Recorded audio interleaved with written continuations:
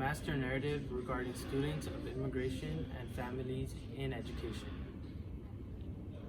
Common master narratives that we often hear about immigrant or children of immigrant families are that they're uneducated because they don't care, that, or a harsher one is that they're done. And I think this narrative needs to be just dismantled and disrupted because it sets a expectation of these kids that haven't even come into schools yet, and these teachers already have those expectations of certain kids, especially them, or after reading like their names or pictures.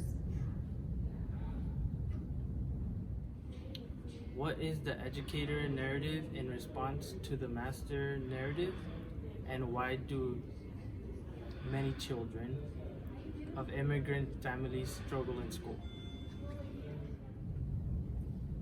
So in most situations, there's either like this way or that way. And one way is that they actually do well in school, that they prevail either through like their learning styles, how well they do, and the other one, the other counter narrative is that they have barriers, either language barriers, they have technical or technology, lack of technology access barriers, also lack of support through family at home or at school, and they also have to face and struggle with discrimination. So I wanted to talk about a little bit of the experience through language barrier.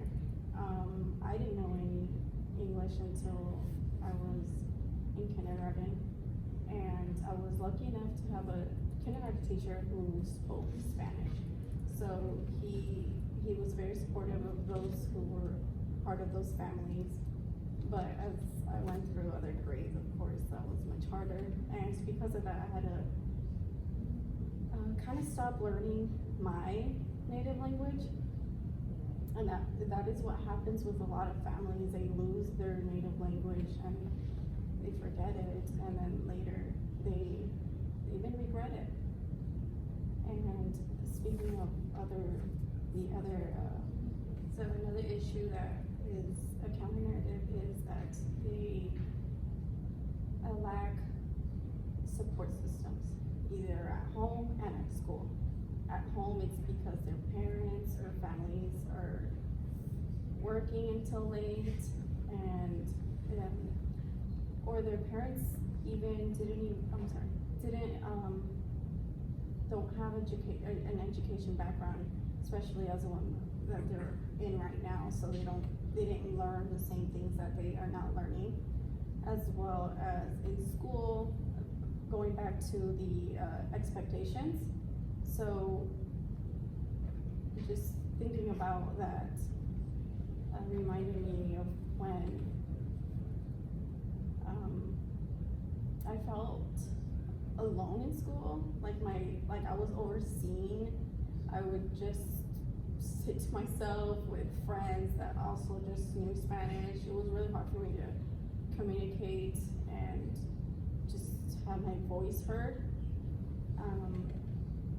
Another issue that they still face now is the discrimination.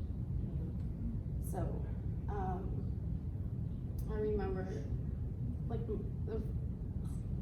I'm recalling right now back to like the very first diversity story, and that's during this time for Thanksgiving. The programs and the Indians, the terms that teachers would use, and I later learned that it was actually Native Americans, and how they make it seem that they got along and they had this big feast. But in reality, the story is different, and they hide that from us. And that just goes back to because because of those hidden histories and those lies that they feed us. We just have to stand back and we feel isolated. We internalize them. Yes. Yeah, Yes. we internalize them and we end up absorbing that white supremacist perspective. And it's very hard when you have a white supremacist perspective and you're not white. Yeah. You know, you end up, oppressing yourself. Yes. I actually wanted to touch on what you said about like the people who immigrate and like they don't do well in school because of language barriers. My uncle had actually told me stories about how the reason why he had dropped out of high school is because nobody helped him. He would go to school. He would go to high school. He didn't know any English up until he left high school, until he got his wife. So during high school, he didn't know English. The teachers obviously knew that he didn't know English. They didn't support him in any way. They would give him these papers in English. He would go home to his mom, which is my grandma. She didn't know how to help him, but she couldn't read the paper either. My mom couldn't read the paper yet. My other uncle couldn't read the paper yet. So he would just be like, well, what do I do?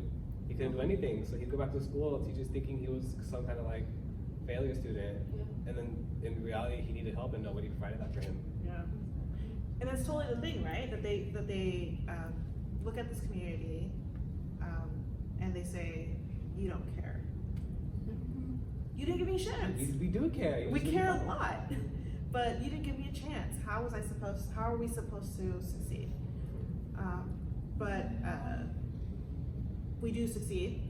Like there are things like the DACA and the Dreamers Act has proven that there's a lot of academic engagement, that the immigrant community values education, and they are contributors to the United States and to like academia. And also another counter is that we're all here, university students with immigration backgrounds. So Yeah, we're the counter narrative. yeah, exactly. What can be done to dismantle those barriers? And to dismantle these barriers, we can start with teachers and their way of thinking. This narrative that going back, that they have these expectations of these kids going in.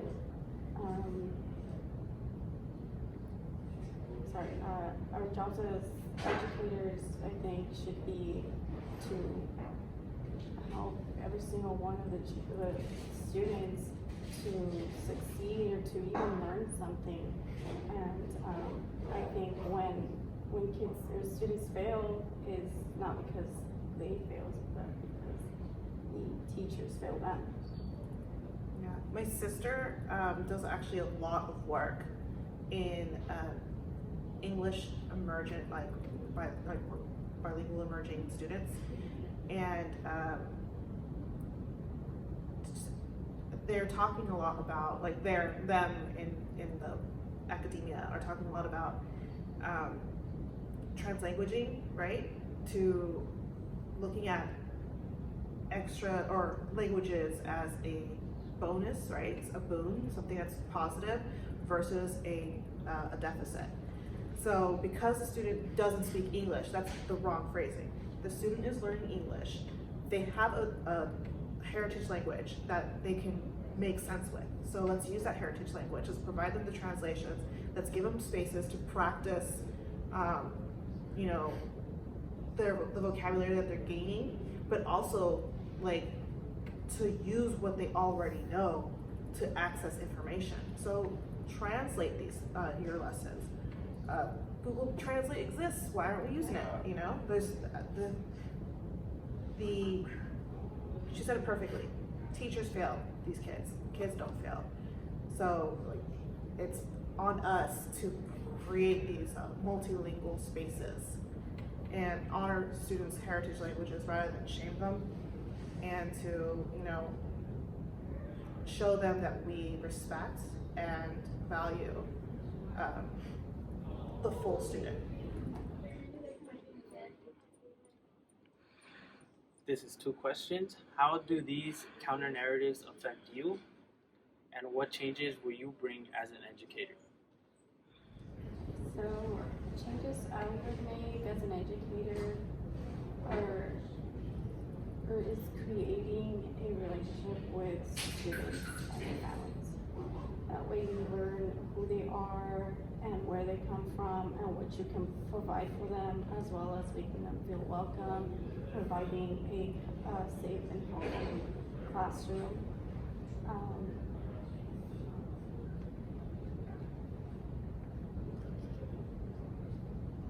What would you do? For a safe and like a classroom. Honestly, I had this exact conversation in my other ULIN class for 110, where we had to talk about how it would make the classroom more, I guess, diverse in a sense. So I kind of had like this idea about like where instead of going with like the school's curriculum, like hey, you're gonna do these specific lessons, I would have like a day or 2 out of the week where I would talk about like I guess the history of I guess The student or something? Yeah. So that they can bring themselves into it? yeah, I would have like I guess the students talk about their experiences or something like that, or like I would have a day, or I would just talk about history about like kind of like we said earlier about like how we tend to hide things under like Thanksgiving thing. I want to talk about that instead of like, well, you need to teach them this, like Right. yeah. Show representation. Oh, or teaching the counter narrative. Yes. Teaching the Just counter put in- narrative. That's what this podcast is about. Depending on the grade level, I mean, I don't want to see us the kindergartners. Yeah. Yeah. Okay.